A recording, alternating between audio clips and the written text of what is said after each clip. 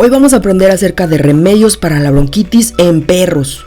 Una forma bastante común de bronquitis aguda es la tos de la perrera, que es un grupo de enfermedades respiratorias altamente contagiosas. Y es, muy común en varios perros. Por ejemplo, un perro con bronquitis crónica normalmente no tiene apetito y comienza a perder peso.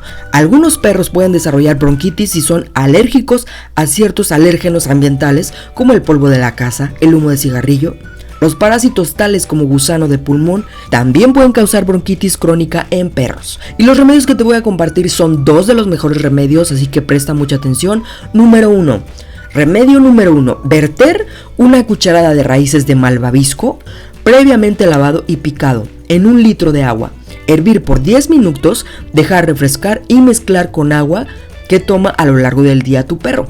La raíz de malvavisco es rica en mucílago, lo cual es efectivo para revestir y calmar las membranas mucosas, como las vías respiratorias, por ejemplo. Se utiliza comúnmente incluso para las personas para aliviar la tos seca y la productiva. Y ahora, el remedio número 2 consiste en hacer lo siguiente: hacer una infusión de tomillo y luego mezclar con la comida. Esta planta ayuda a aliviar los espasmos causados por el exceso de tos y también es antimicrobiano.